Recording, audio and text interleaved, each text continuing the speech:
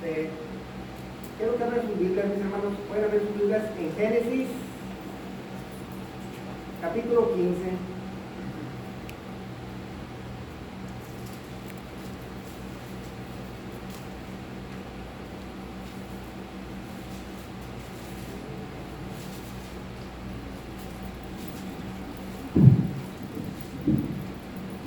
Génesis capítulo 15, voy a leer de los versículos del 1 al 6. Así dice la palabra del Señor. Después de estas cosas, vino la palabra de Jehová a Abraham en visión, diciendo: no temas, Abraham, yo soy tu escudo y tu galardón será sobremanera grande. Y respondió Abraham: Señor Jehová, ¿qué me darás, siendo así que ando sin hijo, y el mayordomo de mi casa es ese Damaseno Eliezer? Dijo también Abraham: mira, que no me has dado prole, y he aquí que será mi heredero un esclavo nacido en mi casa. Luego vino a él palabra de Jehová diciendo: no te heredará sino un hijo tuyo será el que te heredará.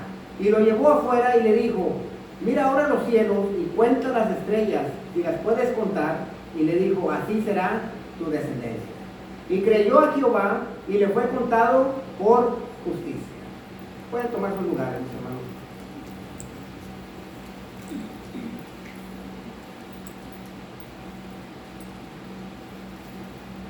Contaba un policía una vez en una clase que estaba entrenando a otros policías. Dio el ejemplo de que él le había tocado una sección en la ciudad donde él tenía, esa era su sección para cuidar. Le dice que él estaba cuidando el rojo y que un carro se pasó rojo y que lo vio él y que prendió las luces y fue atrás del carro rojo y se le puso atrás y le venía prendiendo los focos. Y dice que el que venía manejando se pasó rojo, pero dice que agarró un maletín que tenía ahí y que le hizo así al policía, dándole a entender que era un doctor y que iba a una llamada de emergencia. Entonces el policía reconoció el maletín y le apagó las luces y lo dejó que se fuera. Y así pasó. Y dice que después en esa misma zona, era la zona del policía, y que pasaron varios días y que otra vez se pasó el carro en rojo y que otra vez el policía ve y le prendió las lucecitas y que era el mismo carro y eran las mismas placas. Y dice que otra vez el señor le hizo así y el policía vio que era la bolsita del doctor, y dice que lo dejó ir. Y una vez más, a los par de días, una vez más, el mismo carro se pasó el rojo. Otra vez más, el policía va atrás y el policía ya no le gustó. Entonces el policía va y le pone las luces y el doctor otra vez le levanta el maletincito para que lo viera. Y lo estaba viendo por atrás el doctor, dice: a ver si ya se va. El policía le saca la pistola por el vidrio, ya no ve la pistola y ya mejor se orilla. Esta historia la estaba dando el policía a su academia, donde está diciendo que nunca es correcto justificar quebrar la ley. Pero incluso las veces que nos dejan pasar los rojos, ya está justificada la razón porque en la misma ley. O sea que, aunque cuando nos da la excepción, ya también tiene que estar escrito en la ley esa excepción. ¿Y cuál es el punto aquí? Pues nosotros nunca estamos, al menos la ley de Dios, nunca nos da excepciones, la ley de Dios. Nunca nos da una justificación para cruzarnos los rojos. No hay. Y de aquí vienen los libros hay muchos libros de ética cristiana, donde uno se pone de acuerdo y otro no, donde dice: bueno, es correcto echar mentiras para salvar una vida. Y siempre te ponen los ejemplos de los nazis, ¿no? De los alemanes que ayudaron a los nazis y les decían: ¿hay nazis aquí?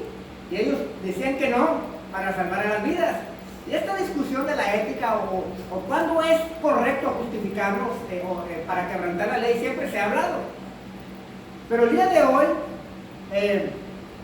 yo quiero poner en el texto que leímos la justificación del pecador. He titulado el mensaje de hoy: la justificación del pecador. En la ley de Dios, Jesús resume la ley de Dios como amar a Dios y amar a tu prójimo, como a ti mismo. Así la resume en dos oraciones. Pero no se nos puede justificar no amar a Dios y no amar a nuestro prójimo. No hay ninguna situación donde se nos deje no seguir la ley. No hay justificación para no amar al Señor y tampoco hay una justificación para no amar a nuestro prójimo. Pero hay un problema, que no puedo seguir la ley yo perfectamente. El hombre, en nuestra vida, yo estoy seguro que a lo mejor no lo decimos verbalmente, pero con nuestras acciones hemos odiado a Dios. Y con nuestras acciones hemos odiado a nuestro prójimo. Y no hay una circunstancia que dé la palabra de Dios para justificarnos. No hay. Nacemos con la pena de muerte porque se nos ha transferido o imputado en Adán. Y desde que nacemos, ya nos pasamos el rojo desde que nacimos.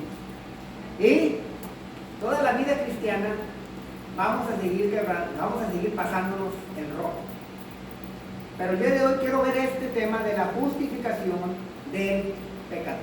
Y por eso me voy a quedar en estos seis versículos. Génesis 15 del 1 al 6. Y quiero empezar el versículo 15, quiero leer del 1 al 3 una vez más. Dice: después de estas cosas vino la palabra de Jehová a Abraham en visión diciendo: no temas, Abraham, yo soy tu escudo y tu galardón será sobremanera grande. Y respondió Abraham: Señor Jehová, ¿qué me darás?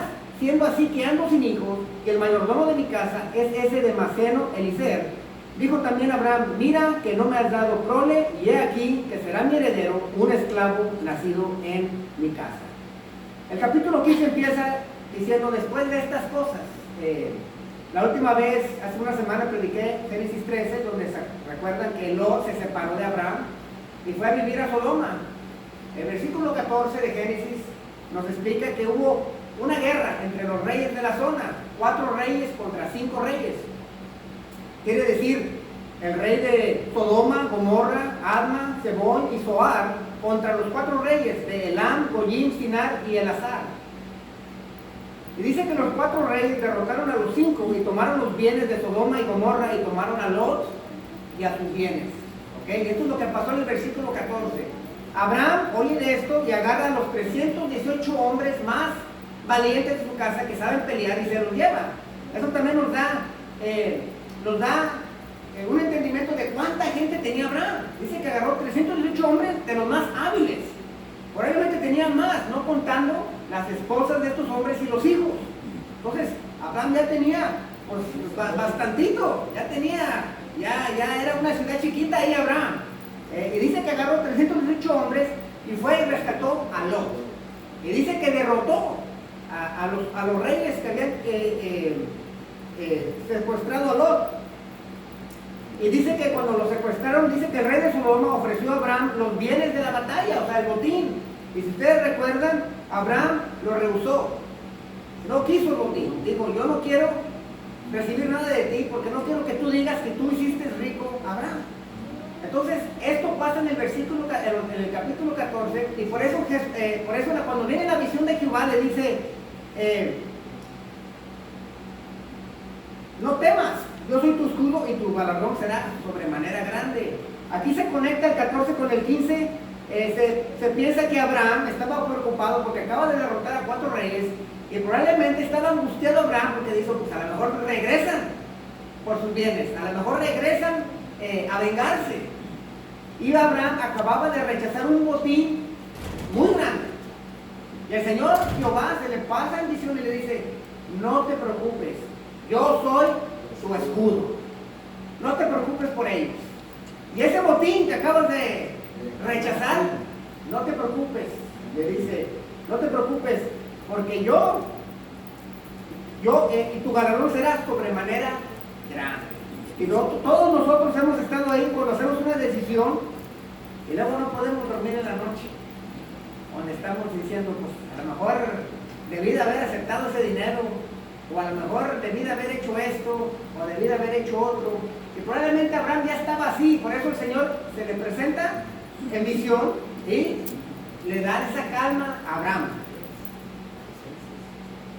Ahora, Abraham se le oye desanimado y frustrado. Si ustedes leen el versículo, le dice al Señor: ¿qué me darás siendo así que ando sin hijo? Se lo oye frustrado. Abraham ya tenía ganado, como vimos en el versículo 13, ya le habían dado en Egipto muchos bienes. Abraham ya no quería más bienes.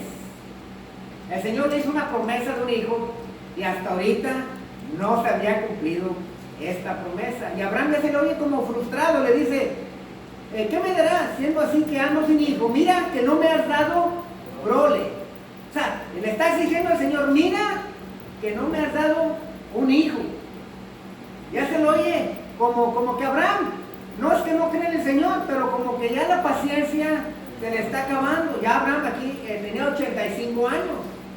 85 años. Y aunque hay unos hombres que a los 85 años todavía pueden tener hijos, Sara nunca había podido tener hijos.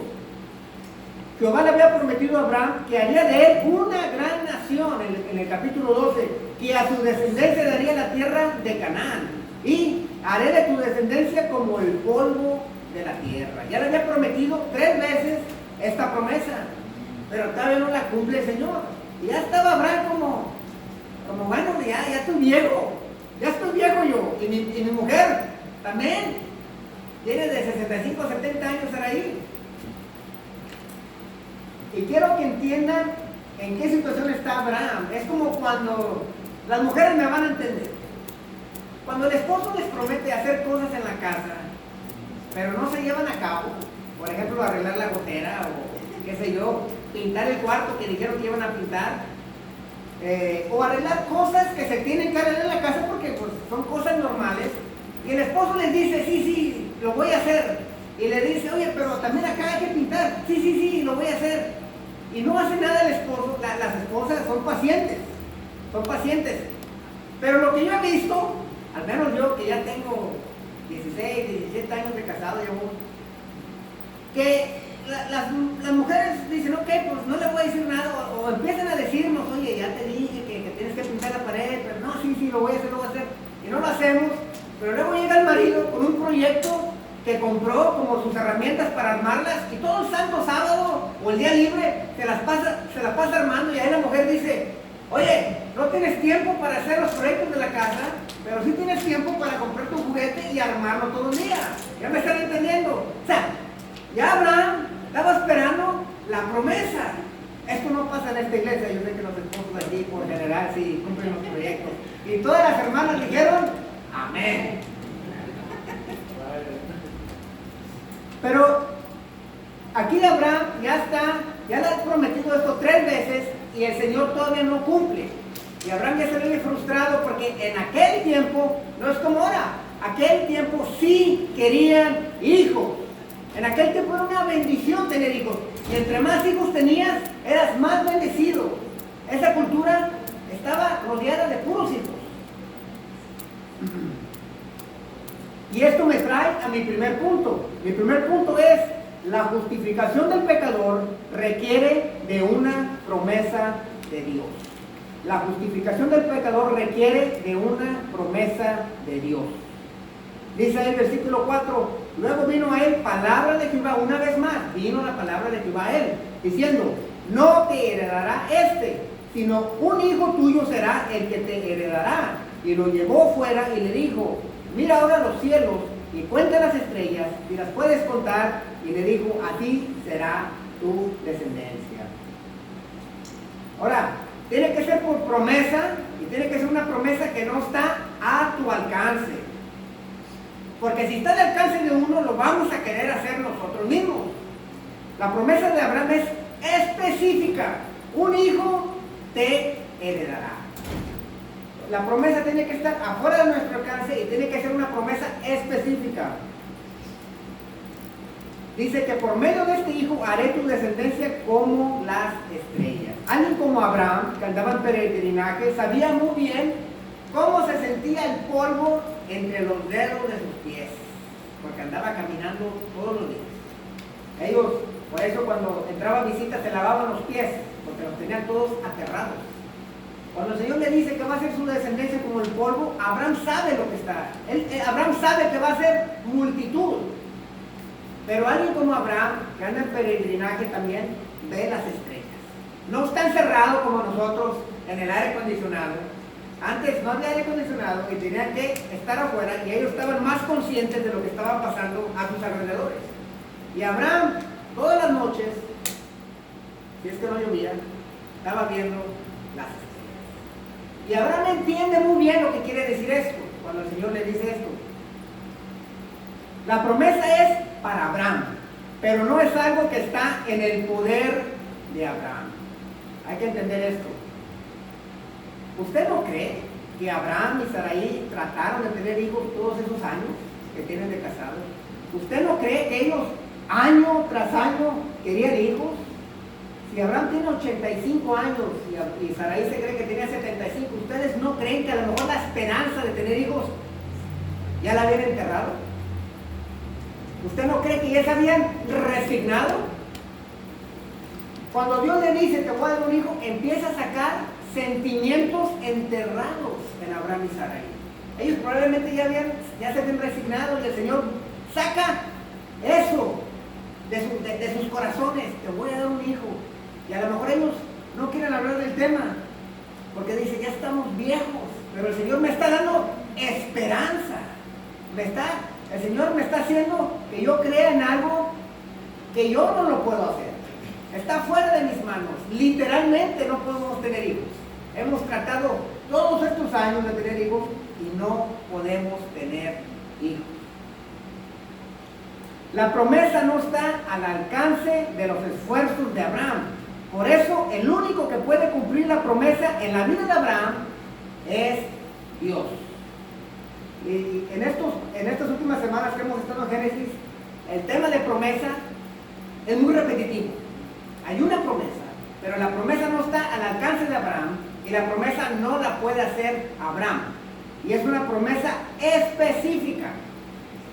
De la misma manera, después de que Jesús paga por tus pecados y mis pecados en la cruz del Calvario, inaugura el nuevo pacto y ese pacto trae una promesa. Pero la promesa, igual que Abraham, es una promesa que no está al alcance del pecador. No está en tus manos. Tú no lo puedes cumplir. Así que tienes que confiar en Dios para la promesa. No está en tus manos, así como Abraham. Y es una promesa específica, muy específica. No nomás es cree en mí o cree en Dios. Es una promesa bien específica y les quiero. La promesa específica de Dios es perdón de pecados y vida eterna a quien pone su fe en Cristo Jesús. Es una promesa que no la tienes tú en tus manos y es una promesa específica. La promesa no es cree que hay un Dios. No, eso es muy general. ¿Cree que Dios es omnipotente? No, eso no te salva. ¿Cree que Dios sabe todo? Tampoco te salva. Es una promesa específica. Y es lo que me gusta, porque el Señor lo hace específico. No, yo creo que Dios es soberano, eso no te salva. No, yo creo que Dios es fiel. Pues qué bonito, pero eso no te salva. ¿Qué te salva? Les voy a poner aquí en la pantalla el primero, Hechos 10:43. Dice, de este dan testimonio todos los profetas, hablando de Jesucristo, que todos los que creen, todos los que en Él creyeren, recibirán perdón de pecados por su nombre. Es una promesa que tú y yo como pecadores no podemos cumplir en nuestra vida, pero es una promesa específica. Ahí dice, recibimos perdón de pecados. Amén. En su nombre. Les quiero dar otro. Segundo, hay Romanos 10:9. Que si confesares con tu boca que Jesús es el Señor y creyeres en tu corazón que Dios le levantó de los muertos, serás salvo. La promesa nunca está en el pecador. Tú no te miras a ti para cumplir la promesa. Estos dos pasajes dicen que mires a Él, a una persona que no eres tú. Aunque los libros de hoy es, tú te puedes cambiar y mírate tú en tus propios esfuerzos, el Evangelio te dice, no te mires a ti ni a tu corazón, porque están corruptos, tienes que mirar a alguien más. Amén. Y por último, el tercer que tengo ahí, muy conocido, Juan 3:16, porque de tal manera amó Dios al mundo, que ha dado a su Hijo unigénito, para que todo aquel que en él cree, no se pierda, mas tenga vida eterna. Es una promesa que el pecador no puede cumplir, no puede obrar, y es una promesa específica que nos ha dado el Señor a cada uno de nosotros. Se la dio a Abraham. Abraham, en ese tiempo, está poniendo el Señor en marcha el plan de redención. Abraham le tiene que creer a Dios que le va a dar un hijo, y nosotros tenemos que creer que el Señor nos dio un hijo, Jesucristo. Una semilla que viene de esa promesa es donde tenemos que poner toda nuestra esperanza. Tú no lo puedes hacer, no dice ahí que tú lo puedes hacer, dice que tú tienes que, en el que creyeren en Él. Ese Él está hablando de una persona. Y creyeres en tu corazón que Dios le levantó de los muertos. ¿A quién levantó Dios de los muertos? A Jesucristo. Para que todo aquel que cree en Él, no en ti, no creas en ti. Ese es el problema del mundo, que creemos en nosotros. No creemos que somos tan corruptos y siempre estamos viéndonos a nosotros, a nuestro propio corazón. Todas estas versículos, estas promesas que les acabo de poner, se les llama proposiciones, es una oración. Y las oraciones gramaticales nomás tienen un valor. O son verdaderas o son falsas. No tienen el valor de que si me gustan o no me gustan. Ese no es un valor que tiene la gramática. El otro valor que no tiene la gramática ¿es lo que me enseñó mi abuelito o no? Esos son sentimientos y la verdad no le importan los sentimientos. El valor que tienen las promesas que les acabo de leer es o son verdaderas o son falsas. Ese es el único valor que se le da a una oración gramatical. No hay más valor. Amén.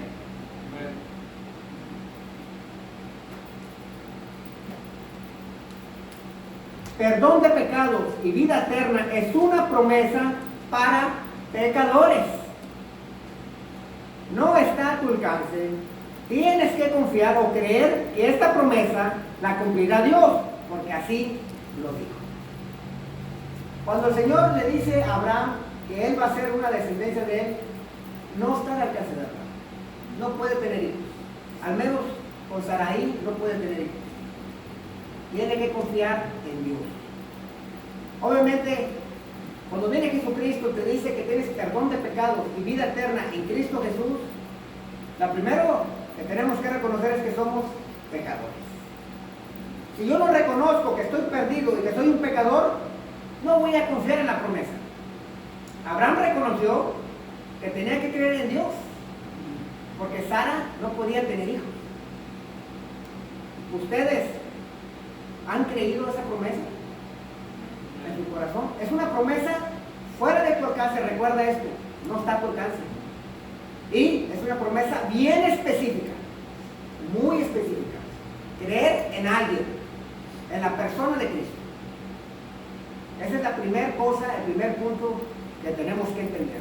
Las promesas del Señor no están a nuestro alcance, porque yo le digo una cosa, el corazón humano, si estuviera a nuestro alcance, ya lo hubiéramos tratado de hacer. El Señor te hubiera dicho, bueno, si vas a la montaña más alta y tratas de llegar hasta la cima en menos de 10 horas, te doy la salvación. Y yo les lo juro y les garantizo que ya todos hubiéramos tratado de ir a la cima de esa montaña en menos de 10 horas para obtener la salvación. Pero aquí te desarma el Señor porque no está en ti. No está en tu obra. Está en la obra redentora de Jesucristo en la cruz. Amén. Y esto me trae a mi segundo punto. La justificación del pecador requiere creer que la promesa la cumplirá Dios. Entonces, hay una promesa para todos los pecadores.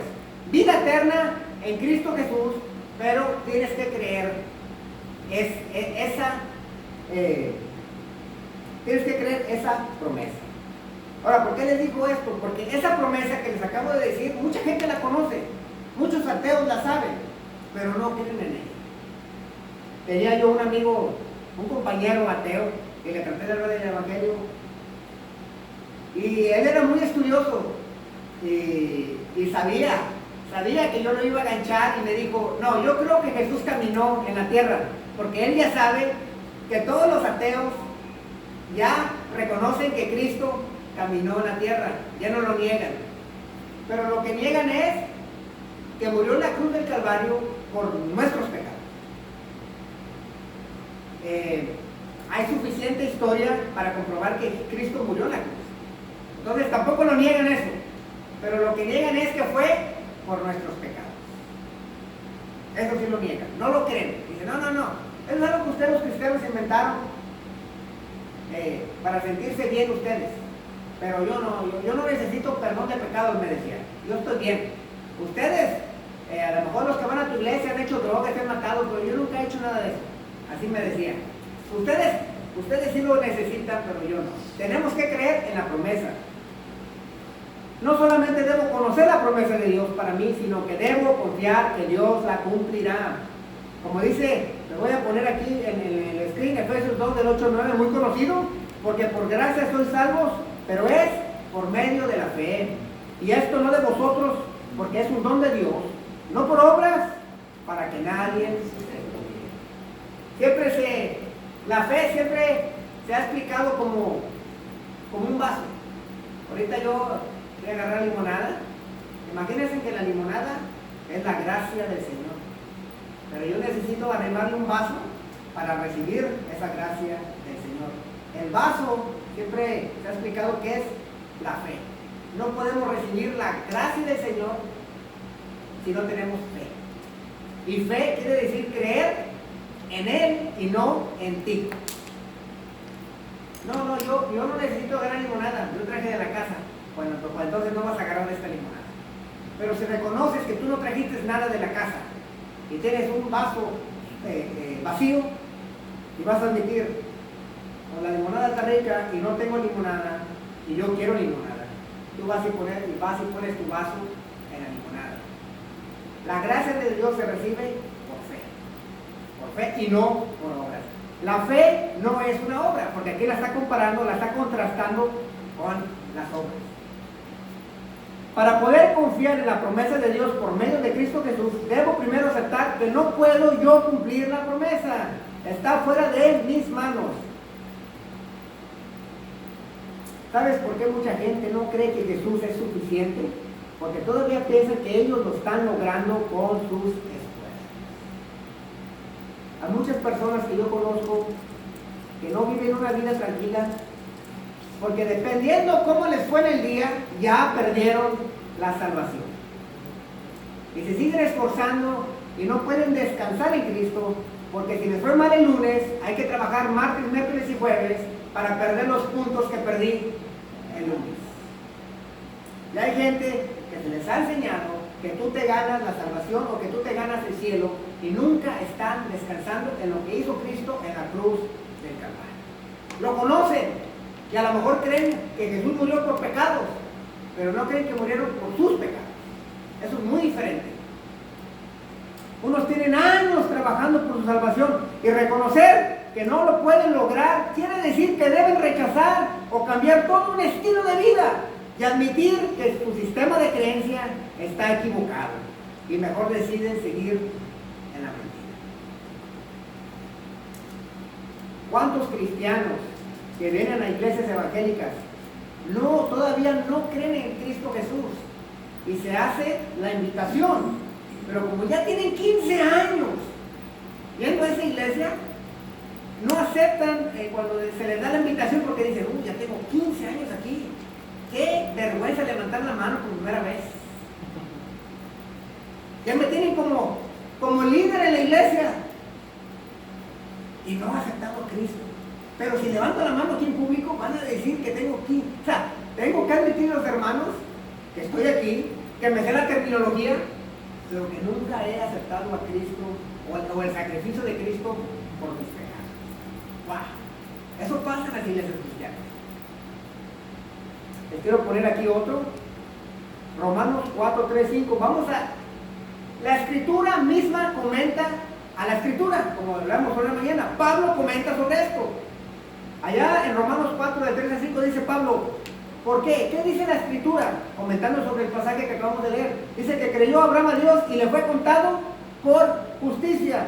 Pero al que obra no se le cuenta el salario como gracia, sino como deuda. Mas al que no obra, sino que cree en aquel que justifica al impío, su fe le es contada por justicia. Este es el apóstol Pablo hablando de ese versículo que acabamos de leer en Génesis 15. No se le cuenta como salario la gracia. O sea, si tuviera que trabajar, entonces, si tú trabajas por la gracia, se te da como un pago. Todos vamos a trabajar, cuando nos dan el pago, no es un favor, es lo que nos deben de pagar, porque yo trabajé las 40 horas durante la semana. Hay una gran diferencia, mis hermanos, en creer que Dios puede y creer en Dios. Esto lo he explicado en otras predicaciones, pero no sé jugar póker, nunca me he enseñado, no me gusta esos juegos. Pero hubo un tiempo donde estaba de moda en ESPN y salían juegos de póker día y noche, día y noche, día y noche. Y el que está jugando póker tiene todas las fichas ahí, todo su dinero. Y cuando él piensa que le puede ganar al otro, dice que todas las fichas, dice que las arroja al centro de la mesa y apuesta todas las fichas en una mano, porque piensa que puede ganar. Cuando hablo de la fe, imagínense que ustedes, todas sus fichas las tiene usted aquí con usted, y todas las fichas son toda su vida. Las cosas buenas y las cosas malas que usted ha hecho. Todas las experiencias que usted tiene son en esas fichas. Cuando uno cree en Cristo Jesús, uno pone todas las fichas de su vida en Cristo Jesús. Por fe. Aunque todavía no ve la otra mano. Usted pone todas las fichas, todas sus experiencias, todas sus tradiciones en Cristo. Y usted dice, pero ¿cómo? ¿Y si no es cierto? Si no es cierto, yo no me puedo salvar solo. Todas las fichas en Cristo Jesús. Eso es la fe.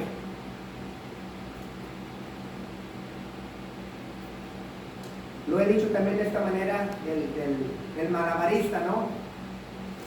El malabarista empieza a cruzar de una montaña a la otra en la cuerda y pasa, y la gente, como ve que está pasando, la gente se empieza a amontonar a ver que el malabarista pasa, y luego regresa y está con las pelotitas, y luego pasa con una bicicleta chiquita, pero no hay nada abajo, no hay red, no hay nada, y cuando llega al otro lado, la gente que está amontonada de aquel lado le está aplaudiendo. Oh, no, que sí puedes. Y le dice él, ¿ustedes creen que puedo llegar hasta el otro lado? Sí, nosotros creemos que puedo llegar hasta el otro lado. Y se va caminando con las pelotitas hasta el otro lado y la hace, y cuando llega al otro lado, ¡ah, qué bueno!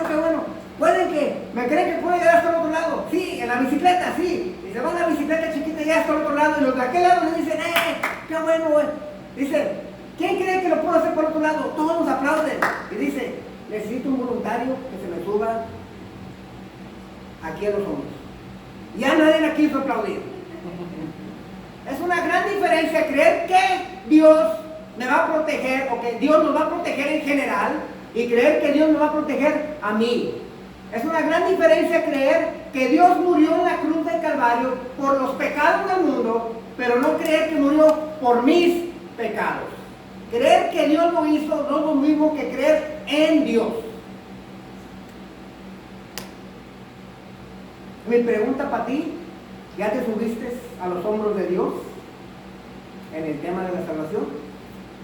¿Crees que Dios es bueno en general? Qué bueno. ¿Crees que Dios es omnipotente? Qué bueno. Pero ¿crees que Dios murió en la cruz del Calvario por tus pecados? Eso significa subirte a los hombros de Dios y soltarte. Son dos cosas muy distintas. No, que Dios es bueno. No te salvas por eso. La promesa es bien específica. vida eterna y perdón de pecados en la obra redentora de Cristo Jesús en la cruz del Calvario. Muy específico. No, hermano, yo creo que Dios me puede oír en todo. Qué bueno, hermana, pero eso no la salva. La promesa está para nosotros los pecadores. Muy específica. La pregunta es, ¿ya te soltaste y te subiste a los hombros de Dios? Porque si no te has subido a los hombros de Dios, entonces también no has creído. ¿Crees que es bueno? ¿Crees que puede salvar a pecadores? Pero no crees que te puede salvar a ti. Con dos cosas muy distintas. Y esto me trae a mi tercer punto. La justificación del pecador requiere que Dios provea la justicia que Él requiere. La justificación del pecador requiere que Dios provea la justicia que Él requiere. Y dice la segunda parte del versículo 6, le fue contado por justicia. Uno de los capítulos más importantes en la Biblia es Génesis 15, Génesis 16 y Génesis 17. Y uno de los versículos más importantes en la Biblia es este, 15:6. La otra versión dice que Abraham creyó al Señor y por eso el Señor lo aceptó como justo. La nueva versión internacional dice, Abraham creyó al Señor y el Señor se lo reconoció como justicia. Dice aquí que la fe de Abraham era contada o llevada a una cuenta. O sea, hubo una transacción. El Señor le dice, de tus entrañas va a salir un hijo tuyo. Algo específico. Dice que Abraham creyó y el Señor agarró una transacción donde recibió la fe de Abraham y se lo contó por justicia, como justo ante los ojos de Dios. La fe de Abraham fue contada por justicia, pero Abraham no tenía justicia propia, sino que se le acreditó una justicia que él no tenía. Cuando usted usa una tarjeta de crédito, a los que les gusta usar tarjetas de crédito y luego no saben cuándo es el día de vencimiento, cuando usted recibe una tarjeta de crédito, por eso se llama tarjeta de crédito. Si le dan una línea, vamos a suponer de $10,000 y no sabe usarla, es cuando se meten en problemas. Pero bueno, ese es otro tema. Cuando usted recibe la tarjeta de crédito, usted va y compra zapatos de Macy's y cosas muy buenas ahí de Macy's. Usted las está pagando con un dinero que no está en su cuenta, está en la cuenta del banco. Por eso es dinero o tarjeta de crédito. Te están acreditando algo que tú no tienes, es del banco, por eso hay que pagarlo. Se te está acreditando un dinero que tú no tienes en tu cuenta bancaria. Está en la cuenta del banco, yo no sé en qué banco o en qué país, pero esa cuenta bancaria tiene un crédito que te están dando a ti y tú estás usando ese crédito como tu dinero. Ellos no te dicen, oye, te voy a prestar los $10,000, pero nomás vas a comprar cosas para los niños para la escuela. No, te lo dan. Tú haces con ese dinero lo que se te da la gana. Legalmente, espero. Así trabajan las tarjetas de crédito. Dice que se lo contó por justicia. Se lo acreditó. Muchos dicen que los cristianos no creen en méritos o en obras. Yo creo que el pecador llega al cielo por obras. Simplemente que no creo que son por las mías, son por las obras de Cristo. Se me tiene que acreditar una justicia que no tengo yo. Ese crédito tiene que venir de un lado. Cuando el pecador cree en la promesa de Dios, por medio de Cristo Jesús, también nos cuenta nuestra fe como justicia. Y una vez más, ¿qué nos tiene que decir el apóstol Pablo acerca de este versículo? No lo que yo digo. Ahí lo tienen ahí en la pantalla. Romanos 4, 20 al 25. Importantísimo. Hablando del mismo versículo. Los que quieren saber más, les recomiendo que lean todo el capítulo 4 de Romanos y parte del 3. Pero aquí dice, tampoco dudó, está hablando de Abraham, por incredulidad de la promesa de Dios, sino que se fortaleció en fe, dando gloria a Dios, plenamente convencido de que era también poderoso para hacer todo lo que había prometido, por lo cual también su fe le fue contada por justicia.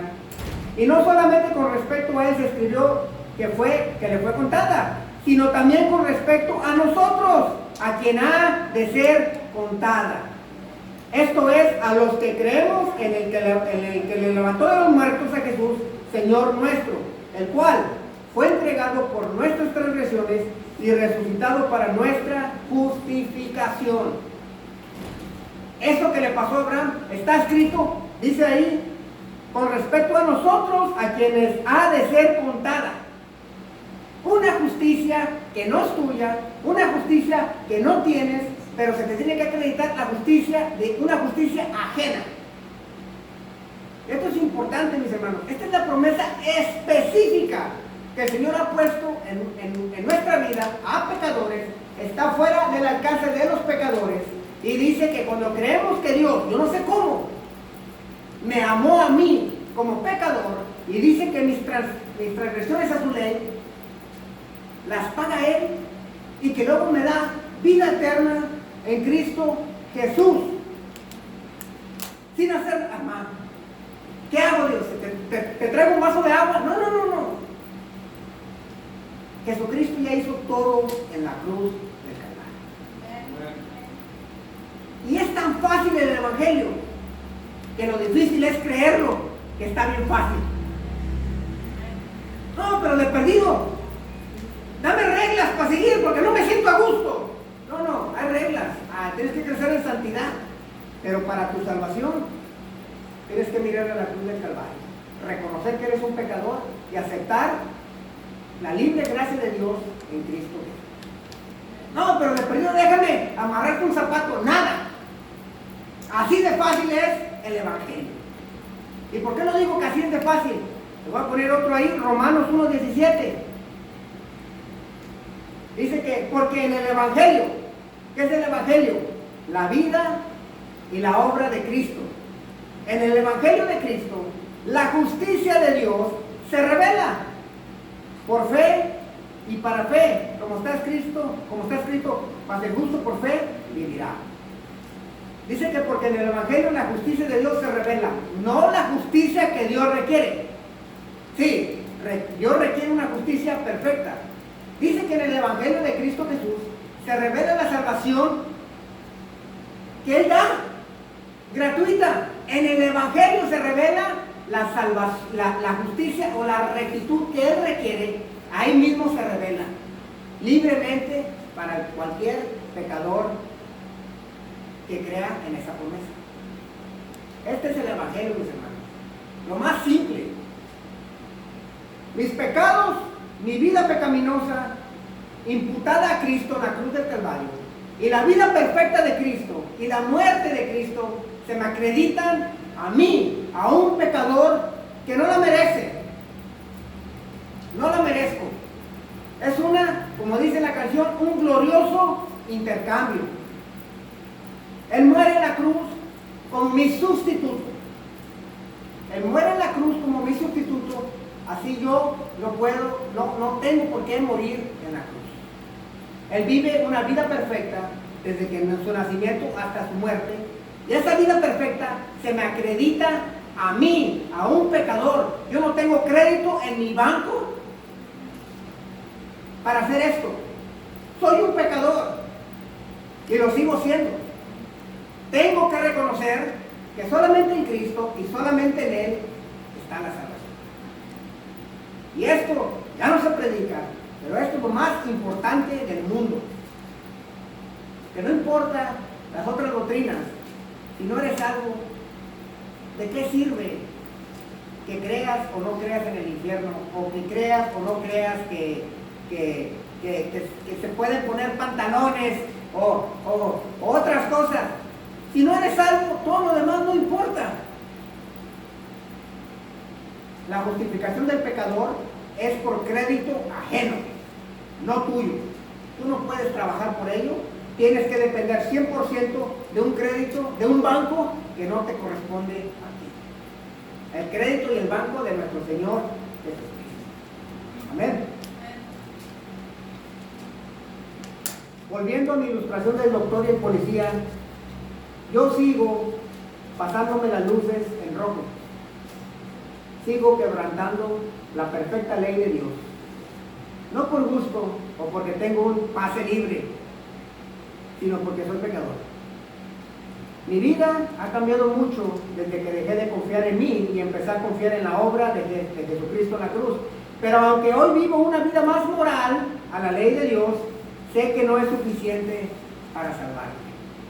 Necesito una justicia, como dijo Jesús, mayor que la de los fariseos.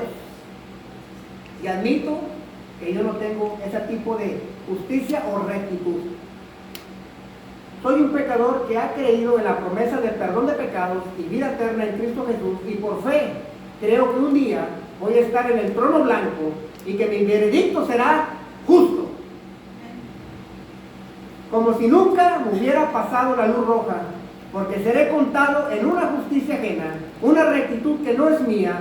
Seré contado con la justicia y la rectitud que Dios requiere y provee en Cristo Jesús. Un día tú vas a estar frente a ese trono blanco. Y la pregunta es, ¿con qué rectitud te presentarás ante Dios? ¿Con tu justicia o con la justicia de Cristo? La justicia de Dios en Cristo Jesús es en lo que debemos confiar y proclamar. Te lo dejo. Y si no has confiado en Cristo Jesús, acuérdate, te va a pedir cuentas el Señor. Y yo, como Ángel Olvera, no me quiero presentar ante el trono blanco con mi justicia, porque yo sé que no la voy a hacer. Dice el Salmo que ninguna carne se justificará. Amén. Por eso termino. Vamos a orar.